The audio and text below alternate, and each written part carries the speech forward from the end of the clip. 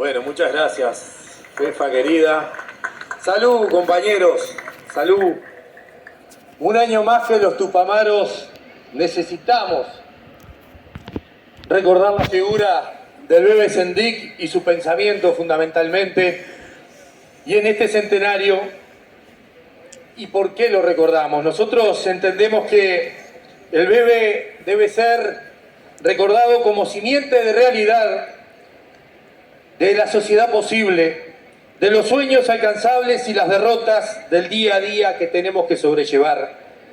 Recorrer su pensamiento, tratar de hallar la génesis del mismo, tan diferente a los estándares militantes e intelectuales de su época, sobre todo de la propia izquierda partidista y ya con décadas de existencia en nuestro país. Ese Raúl Sendik, el de sus jóvenes 30 años, el que comienza a tomar, para mi gusto, humildemente, sus mejores decisiones, es el que hoy quiero centrar en esta semblanza.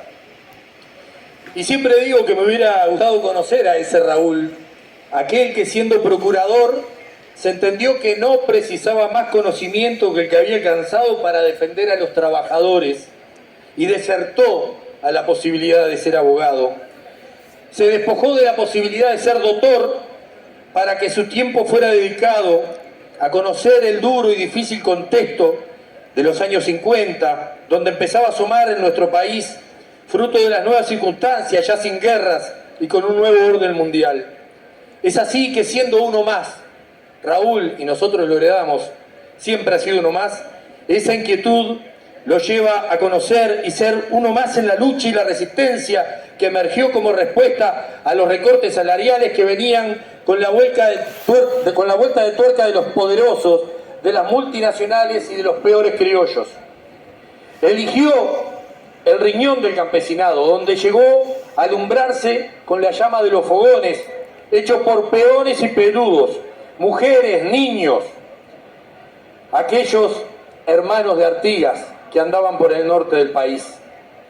Cuando nadie hablaba en esa época de los pueblos originarios, ni se recordaba y por supuesto se invisibilizaba, Raúl seguramente en esa lucha en el norte del país se encontró con esos descendientes de guaraníes, de charrúas, con los negros perseguidos, con los mestizos, los que nunca entraron en el cuento de la Suiza de América, esa que nunca existió.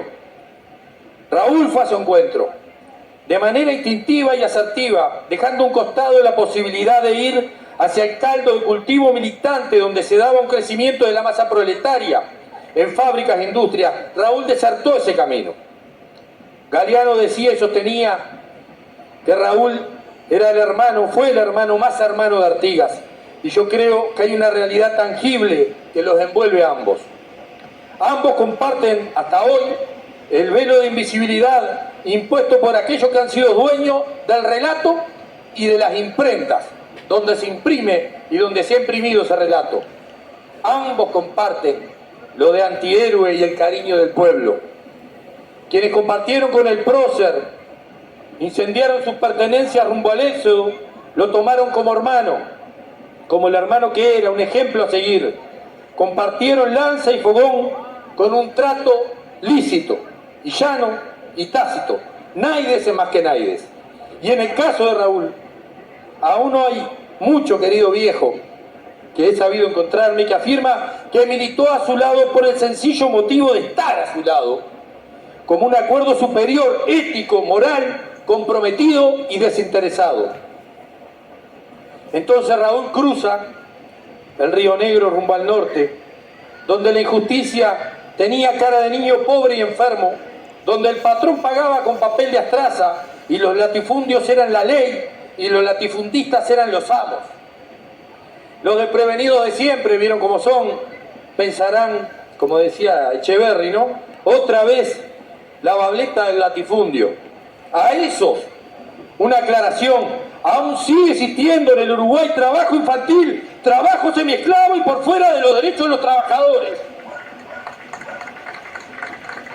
Raúl desertó de la comodidad de la carrera política, no por desprecio, sino por conciencia, no por sentirse superior o iluminado, como alguna vez se le acusó, sino por esa porfiada costumbre que lo acompañó toda su vida, de tener voto propio y ser el chasis de las acciones y de los pensamientos. Raúl no salió a evangelizar con el capital abajo del brazo, leyendo la lista de derechos de los trabajadores, derechos muy bien conquistados, por cierto, por la larga historia de nuestro campo popular. Raúl decidió salir para poder tener el derecho de luchar con esos trabajadores trabajando. Ese era el derecho que Raúl quería sentir. Ese auténtico sentido del sudor trabajador que, además de estar lejos del conocimiento de sus derechos, convivía muy cerca del patrón. Ese Raúl que se formó ideológicamente, deformando las formas de la política partidaria, es al que quiero hoy reivindicar. En su pienso, en su lucha, en el amor y compromiso que puso a la causa de que los más infelices sean los más privilegiados. Un hombre ávido por saber, pero aún más por analizar. De decir cuando tenía que decir y de callar cuando el silencio era la mejor opción. Dicen que se aburría en largas reuniones y que era normal verlo de repente dormir en algún banco en el fondo y de repente levantarse de golpe y decir alguna frase. Entonces, ese Raúl, cuando parecía que todo pasaba en Montevideo, en las grandes fábricas, en las textiles, en los frigoríficos, en las costumbres, se llenaba de obreros organizados y todo apuntaba a que ese era el trillo político, cuando todo había que pensar que era por ahí, Raúl se fue. Cuando todo hacía pensar que iba a ser abogado, Raúl se fue.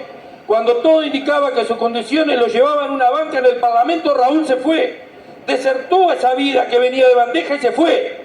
Pero en realidad Raúl estaba llegando. Y no es intención comparar con nadie porque las comparaciones realmente son odiosas. Pero vaya si en tiempos y en términos revolucionarios no ha aparecido otro Raúl Sendic en 100 años. Y han nacido luchadores sociales, y han nacido revolucionarios, pero no ha nacido otro Raúl Sendic. Su camino se distingue por sí solo, austero, responsable, autoexigente, creativo ideológicamente, de los que leyeron y analizaron. Nunca comandante. En todo caso, si tuvo algún galón, Raúl, pudo haber sido la cantidad de plomo que recibió con ese galón de esquirlas que se ganó, con ese plomo que quedó. Me contaron por ahí que Raúl tenía un gran sentido del humor en momentos tensos y decisiones complicadas, y siempre tenía alguna salida ocurrente después de silencio de incertidumbre. Eso también es propio de un revolucionario que sabe que también en la vida hay que tener un momento, una pausa, y dar aliento desde un lugar diferente. Raúl, por allá por Paysandú, y esto lo voy a nombrar a pedido del querido Marcelo Stefanel, no podía firmar porque no era abogado y se metió a defender a todos los sindicatos, fue de los pioneros defendiendo a más trabajadoras de servicio doméstico, fue de los primeros por Paysandú, y me decía Marcelo que le firmaban dos doctores, dos abogados, el doctor Falletti y el doctor Martínez de Aedo, en ese Paysandú, en ese litoral que tanto quiso, en ese Salto. Después del 85, Raúl sale con planteos superiores, con la frente invicta y con el cálido mensaje revolucionario de unir al pueblo tendiendo puentes. Su primera responsabilidad, sin dudas, tender puentes con el pueblo. Hace 38 años, él habló de lo importante de un frente y de la necesidad de lo grande y amplio del mismo. Sus cuarteles generales en el movimiento por la tierra, sus definiciones sobre la banca y la deuda externa, sus propuestas de política económica, su obsesión por el conocimiento y el desarrollo científico. Así salió de 13 años de la catacumba Raúl. Un Raúl que nunca apagó la turbina de las ideas y que por sí solo y por si fuera poco se recostó en la nueva generación de tupamaros, muy cercano a esa nueva generación de tupamaros que lo esperó, nacidos casi todos mientras él estaba en los húmedos aljibes. Y por último, un Raúl que tuvo tiempo para la poesía. Somos creadores más que natura de nuestro ambiente. Nadie nos para. Vamos avante, somos la gente. Mueren los hombres. ¿Todo termina? No. Espera. Mira, son los relevos. Van adelante, llevan la vida. Es nuestra vida. Y va adelante. ¡Vamos los muerdos! ¡Vamos avante! ¡Viva Raúl Sendic! ¡Viva el MLN Tupamaro!